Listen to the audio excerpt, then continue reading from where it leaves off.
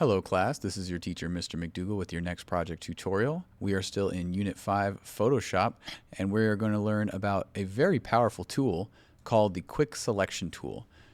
For this part of the unit we are going to begin blending images together. You're going to see how we're going to take elements of one image and start combining it into another image, and one of the ways we could do that is with the Quick Selection tool, and I'll show you how that works. Download the exercise files. I'm not going to walk you through it because I've walked you through it enough times that you should be getting the hang of it by now. So from this point on, I'm not going to show you how to download the files. Just make sure you download them, save them in a folder like we always do, and open them all up in Photoshop like I have right here. So do that part now. Pause the video if you have to, and then come back to this point.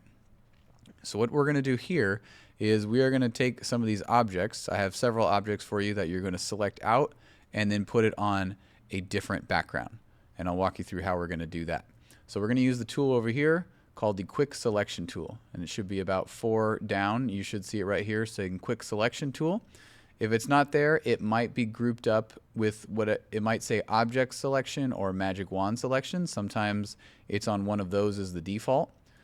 But click and hold to find the group, but it's in this group with the Magic Wand, Quick Selection, and Object Selection. We want the Quick Selection one. So what this is, it turns your mouse into a little circle, and we're going to use this to start selecting an area. Anywhere I click with the circle, it's going to start finding lines and expanding out to grab this certain object. So if you come up here, this is just like a brush. We have the brush size and hardness. By default, it's at 100%, but let's just turn it down a little bit, maybe to somewhere between 80 and 90 should be fine. And the size will vary depending on the size of the object. The size should be smaller than the object itself. So we're going to do this duck, so we need to make sure that our circle is smaller than the size of the duck. So I think this is pretty good. It's usually easier to start with a bigger circle and then we'll work our way smaller, and I'll show you what that means. So now with this, I'm going to start clicking in here. So if I click here, you see it starts getting these dotted lines, and the more I click, the more the line expands. See, as I click out, it starts to expand now around here. I can also drag my mouse down a little bit. I click, hold, and drag. It starts grabbing all of this stuff. See how it selected the duck? It selected parts I don't want yet, so this is where we're going to clean it up a little bit as well. Remember, we can zoom in, hold Control, and scroll on your mouse, and we can pan around. I don't want to get this part. I don't want the shadow. So the way that we can unselect something is to use the negative version. If you come up here, you'll see it's the selection with a plus. This will add to the selection. This one is the brush with a minus, so this will subtract from the selection. So there's 2 ways you can get to this little thing. You can click on it right here, and now I'm subtracting. Whatever I click on will deselect. See how I'm pushing the line back towards the duck?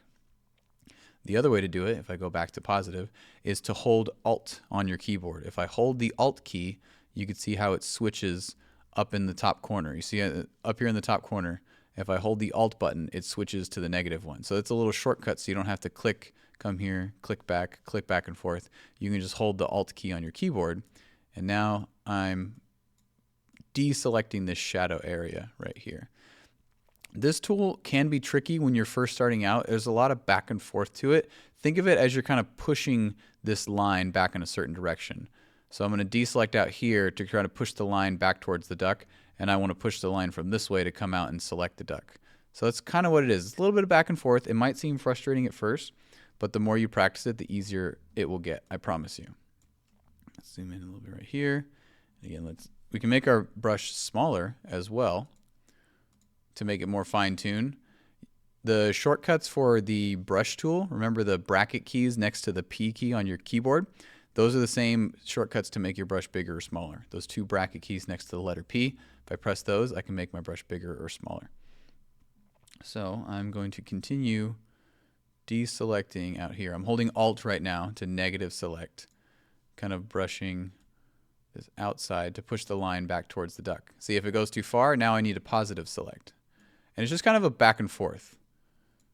Because what this tool is looking for is it's looking for pixels. There's kind of no line right here. It's a blurry yellow line, so it doesn't really know where the line is. So that's why I'm kind of pushing it back and forth.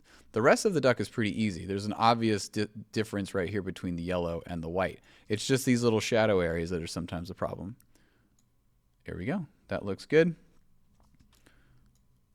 The rest of this part, you see it selected no problem because there's a stark difference between the yellow and the white. Let's clean it up a little bit right here too. Just go around and check for little parts. Let's just click those. There we go. Now the whole duck is selected. That looks good. Excellent. So now I have my selection just like we did when we first started copy pasting. Remember when I did Control A, it selected all of it. Now I'm just selecting this part. So now if I hold Control and then C to copy, I've copied only what's in my selection right here. So we're going to take this duck, we're going to go to Quick Select 02, and I'm going to hit Control V, and now I've pasted the duck and he fits right on there. So now he's happy in his new background. You can always move him. If you go back to your move tool, we can move him around. We can make him stand out a little more too. Let's give him a drop shadow to make him stand out a little bit. Drop shadow. There we go. That looks better. Now he's looking a little more three-dimensional. Like he's not stuck on the wall. Perfect. I love it. That looks good. I want you to do the same thing with this one. Take this lollipop and quick select the lollipop out and put it right here. I'll do this one with you one more time before you get into your practice. So I'm going to start selecting from in here. You'll notice what the quick select does. It starts looking for lines. So it's going to start going wherever it sees lines and differences. That's what it starts to select. But you just need to build out from it. You want your selection to be your tool, your quick select tool. You want it to be inside the object as you're selecting. So I'm kind of starting from the middle and I'm pushing my way out to the edges. And if I go too far, I just have to push it back with the deselect option. So I'm just kind of pushing around. I'm staying inside the lollipop, as you can tell. I don't want it to grab outside the lollipop. There we go. That looks good. And then we have to come down here. We also want the stem. So make sure your selection is within the image you're trying to select. So if I try to use my brush size with this on the stem, it's not going to work. It's going to start selecting outside. You see that? That's not what I want. So I want to make sure my brush is small enough. Make your brush smaller to fit inside whatever the object is. So if I go down this way, see now it's staying inside on the lollipop stem and it's not going outside. So always make sure your brush is thinner than whatever the object is you're trying to select. Let me deselect this part right here. I'm going to hold Alt and push in a little bit to deselect this area and make sure I have as clean as I can make it. That looks pretty good. Let's get this part right there. That's looking pretty good. There we go. I chose this in particular to make it slightly challenging because with the pink and the white, it does make it a little difficult, just like we did with the duck. Slightly challenging, but not too challenging. Perfect. There we go. Now we have the lollipop selected. Control C again to copy. And we're going to come up here to this one and Control V. Paste it right there. We can mess around with the size some more. Have it like it's standing up. And why not throw in a drop shadow? Nope, that's an outer glow. Well, you can add an outer glow if you want. Why not? But I'm going to do a drop shadow. It's okay to continue playing around. Part of Photoshop, again, is to explore these. If you have some features that you wanted to mess around with just for fun, I say go for it. I won't hold you back. Anything that gets you in the creative mood. If you want to add a drop shadow or even a gradient overlay, you can do that. We played with those in the last project. Now I have a gradient overlay on my lollipop. Feel free to mess around. Do whatever speaks to you. All right. That's looking funky. I like it. So what I want you to do for practice is you're going to take these other ones that I provided, quick selects 5 through 10, these ones right here, 5, 6, 7, 8, 9, and 10, all fun objects to select out, like this shoe, this T-Rex, this burger, sweater, and this chocolate bar.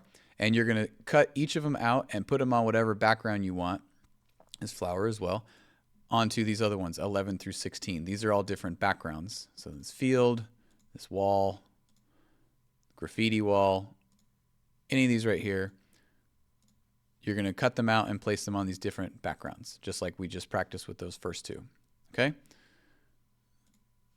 So these files, 5 through 10, right here, cut out all of these objects and place them on files 11 through 16. Any order that you would like. I'll let you have fun and explore. You could put the shoe here, or the chocolate bar here, or the T-Rex here. Whatever you want to do. You can add multiple ones to the same image. Just kind of play around, get used to the quick selection tool and adjusting and messing around with more effects.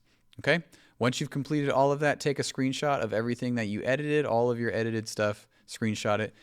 Just the ones that you've pasted on. You don't need to give me a screenshot of this. I want to see a screenshot of something like this. What did you edit?